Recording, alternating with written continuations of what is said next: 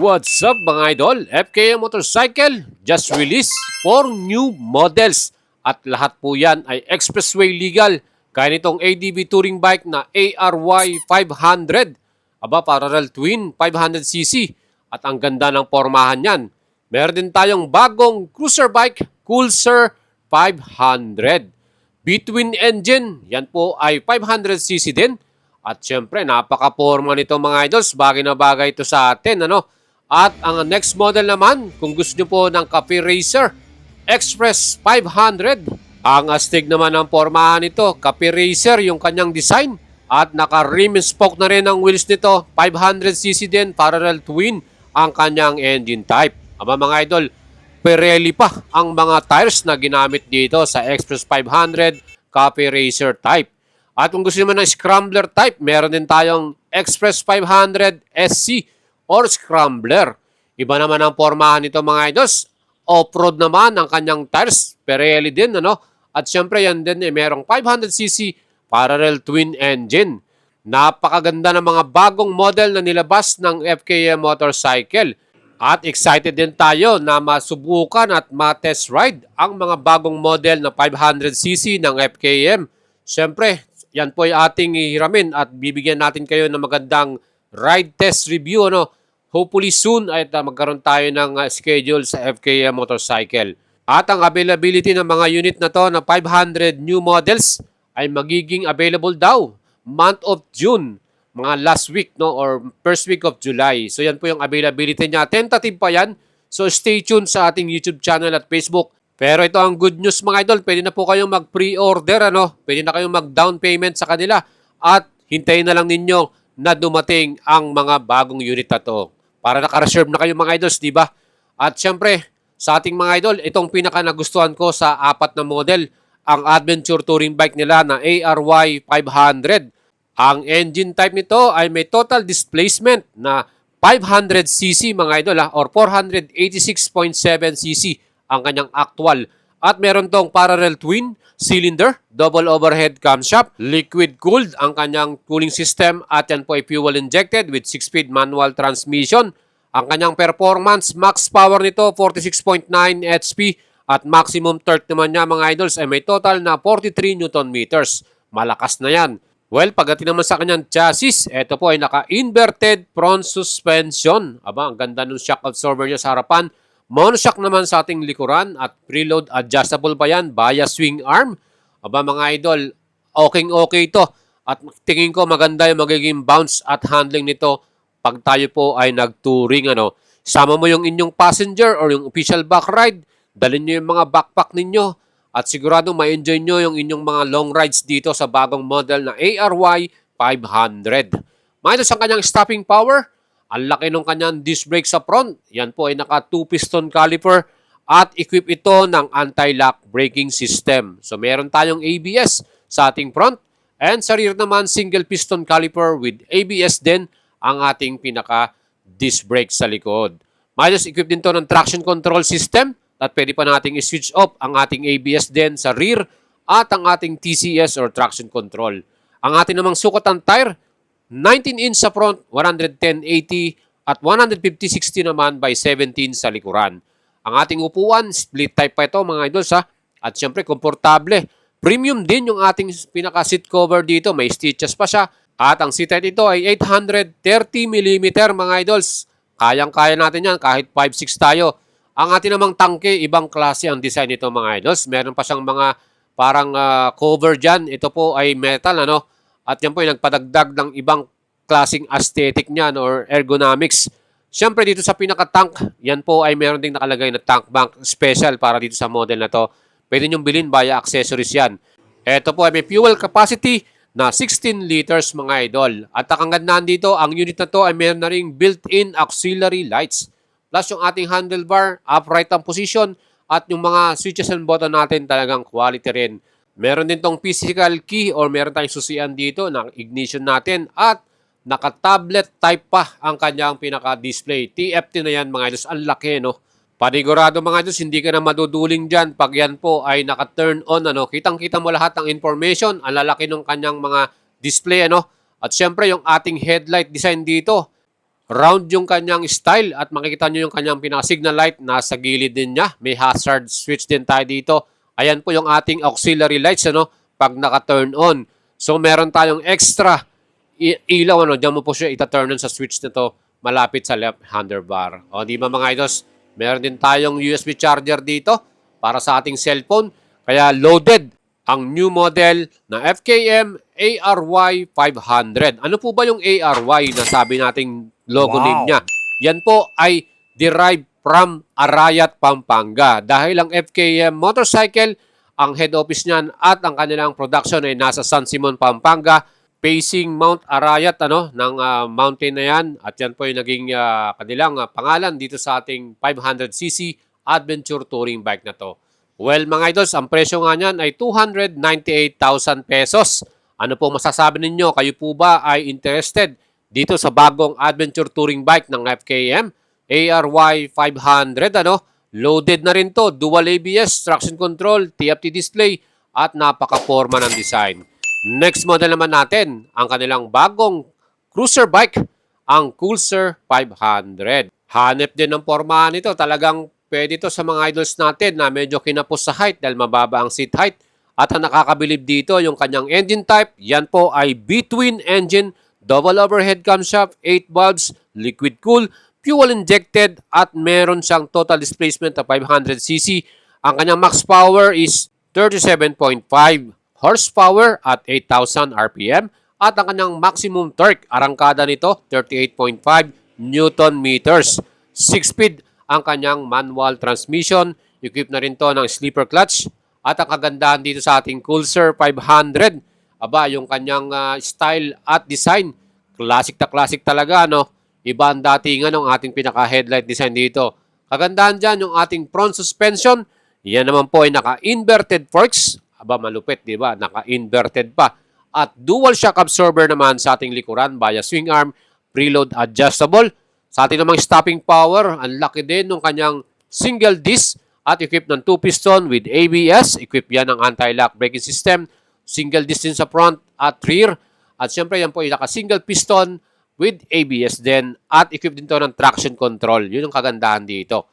Mga idols, yung kanyang pinaka-wheels, yan po ay naka-diamond cut pa, Ang astig ng datingan nito talagang very classic. Multi-spoke yung kanyang style at ang sukat ng ating tires sa front ay 150/80 by 15-inch tubeless po ito. And sa rear tire naman niya ay very massive din. Ang laki ng kanyang wide tires sa likuran. At yan pa may sukat na 130/70 by 18. Mga idol, tingnan naman po ninyo ang pormahan nito, di ba? Cruiser, ang lapad. Talagang perfect sa mga idols po natin ang gusto ng expressway legal na super affordable at reasonable. Alam nyo ba, ang presyo nito ay 238,000. Meron ka ng ganito kaporma ang cruiser bike, mga idol. Ang kanyang upuan, napakababa rin, split type. At may sukat ang kanyang height na 690mm. Perfect to sa lahat ng Filipino riders, mapa-lady rider man yan, or mga uncle natin dyan, gusto nila lang ng mga pang-touring, Ito, bagay din sa inyo. At ang kanyang tangke, napakaganda rin ng design. Plus, ang may kakarga nating gasolina dito ay may total na 16.8 liters. At yan din po ay mayroon ding napakagandang handlebar upright, Sana masubukan na natin to soon. Yung mga switches and button talagang visible din. At meron pang backlight yan, May switch on and off din ng ating ilaw. So kung gusto nyong nakapatay yung inyong pinaka-headlight, pwede mong ispatayin yan at i-switch off, mga idol. Yan po yung ating pinaka-physical key. At syempre meron din naman lock yan for protection na rin ng ating bike na to. Ito po ang ating actual TFT meter display. Ang ganda, very colorful na rin siya. Very informative. Siyempre meron tayong TCS dito. Pwede nating i-switch off yan. Depende po sa inyong preference. Ayan mga idol, pwede nating i-turn on, i-turn off. Depende po sa inyong gusto. At siyempre yung mga iba pang information gaya ng RPM, speedometer, clock, at yung mga indicator natin, plus yung sa engine at ABS, makikita nyo rin dyan mga idols. At yung ating signal light. So yan mga idols, anong masasabi nyo dito sa bagong cruiser bike ng FKM, ang Coolser 500? Ang bigat pala nito ay may total ng 193 kilograms at ang kanyang fuel capacity 16.8 liters. Mga idols, ang kanyang seat height 690mm at ang kanyang ground clearance is 160mm. Sa atin namang headlight, yan po ay all LED ang ilaw natin sa high-end low beam plus yung ating mga signal light. Next model naman, kung kayo po ay mahilig din sa classic bike, Copy Racer ang style. Aba, itong bagay sa inyo mga idols. Ang astig at forma din ito. No? Express 500, Scrambler type, gwapo din. Naka bar and mirror na rin siya. At ang ating tangke talagang classic yung pagkaka-style at design niya. 3D emblem na rin ang kanyang FKM logo. Round din ang design ng kanyang headlight at LED ang mga ilaw natin dito. Mga idols, ayan po yung ating bar and side mirror. Nagdagdag ng mas magpormang style. Racer type yung ating upuan. Kita naman po ninyo. Talagang perfect ang ating design dito. Well, ang ating engine type dito, 500cc rin po ang ating bagong Express 500. At yan din po ay merong parallel twin cylinder, double overhead camshaft, 8 valves, fuel injected at liquid cool with 6-speed manual transmission. Same lang po ito ng max power ng ating adventure bike kung saan 35 kilowatts at 43 Newton meters naman sa ating max torque mga idol.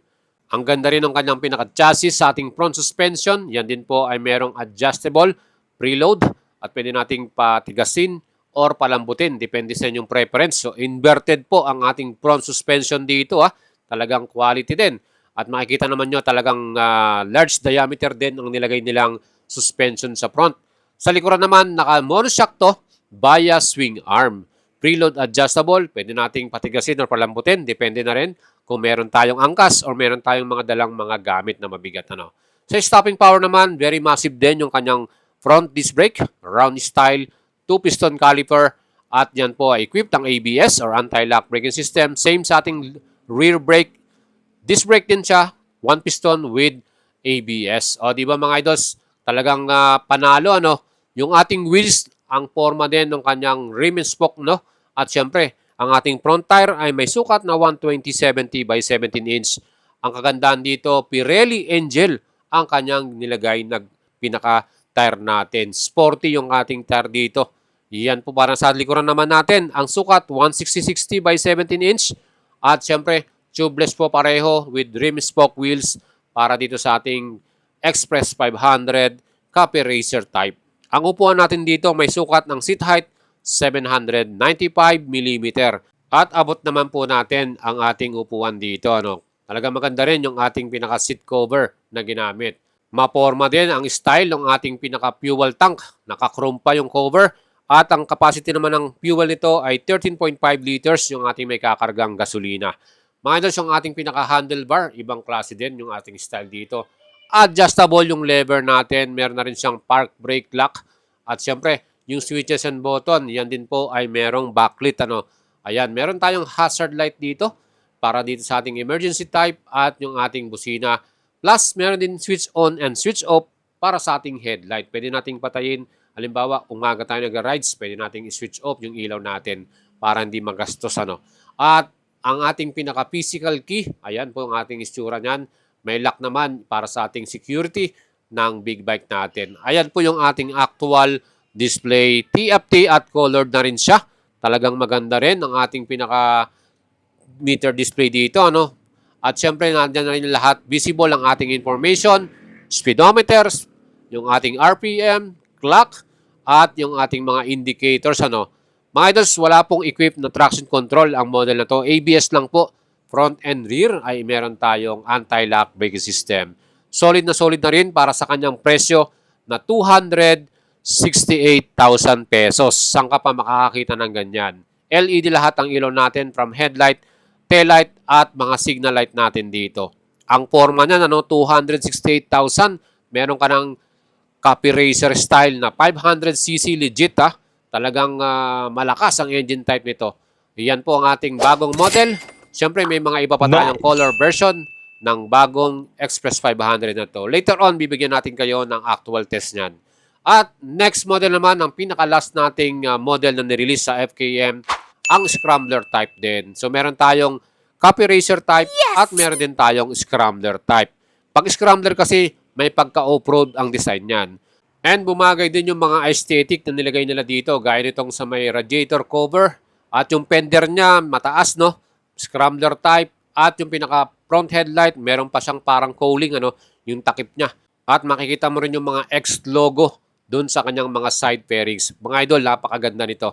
At ang ating engine type, 500cc parallel twin, double overhead camshaft, 8 valves.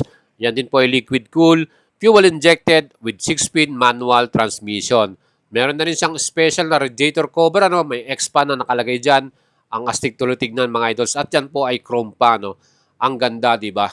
At syempre yung ating engine na to ay meron ding max power na 35 kilowatts at 8,500 RPM at maximum torque, yung arangkada natin, 43 Newton meters at 6,750 RPM. Again mga idols, 6-speed manual transmission to. Again, yung ating pinaka-front suspension, yan naman po ay naka-inverted forks. Ang ganda ng kanyang shock absorber, bumagay. Talagang quality, color black yung kanyang ginamit na pinaka-tube. At syempre, large diameter din yan. Plus, ito po ay pwede mo rin i-adjust via soft or hard.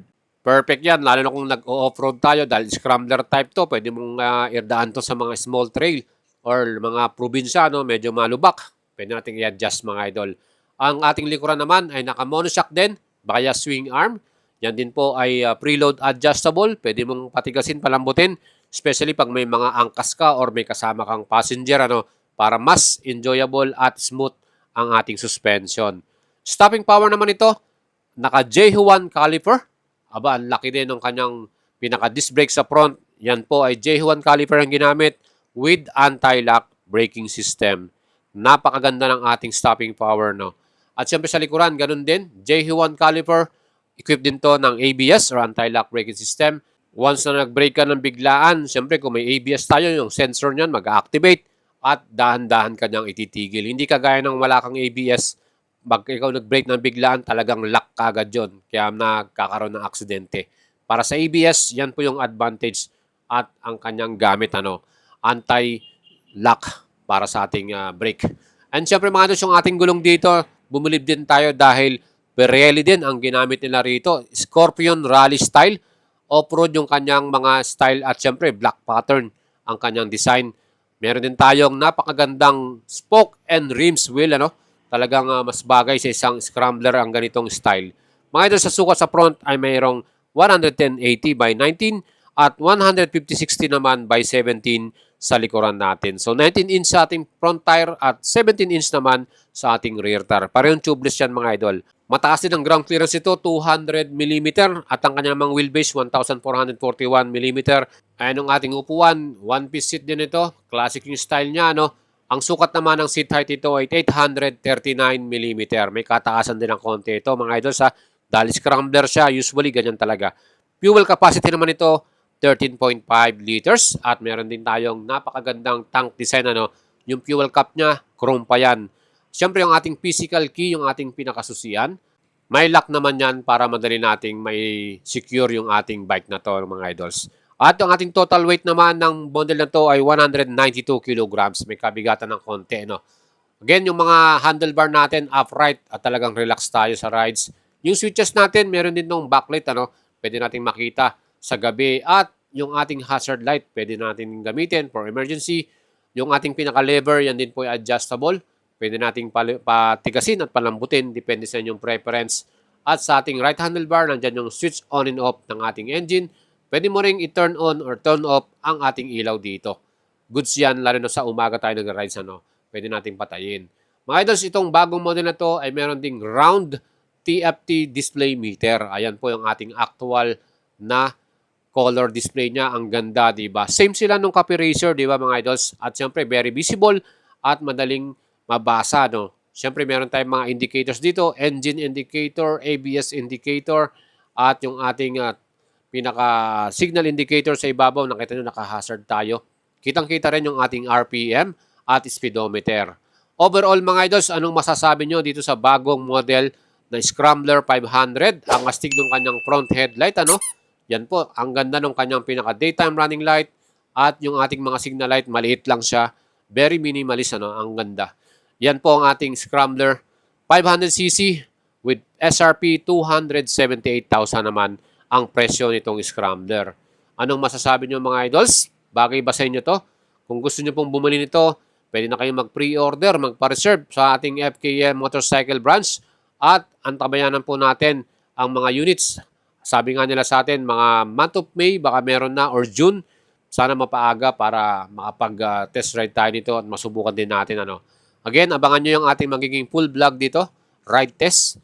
Subukan natin to sa expressway, kung kamusta po yung kanyang vibration, okay po ba? At siyempre, kahit mayroon tayong angkas, pwede po ba siyang merong OBR. Ayan mga idols, napakastig nito. Ako po excited na sa FKM. Sana mapahiram kagad tayo ng bagong FKM Express 500 at yung kanilang adventure at cruiser bike. And recap tayo ng presyo. Ang ARY 500 ay merong 298,000 pesos. Para naman sa ating Pulsar 500 cruiser, presyo naman niya 238,000. At para sa ating Express 500, Copy Racer is 268,000. At yung ating Scrambler, 278,000. Let me know mga idols kung ano napipisil nyo at kursunado nyong bagong model. Pwede nyo pong i-applyan via YL Finance. Mag-PM lang po kayo sa atin para sa quotation. At sa ating mga idol na gusto pang bumili ng Falcon X400 at Slick 400, available din yan. Shoutout sa inyong lahat at ride safe po sa inyo lagi mga idols. Ciao!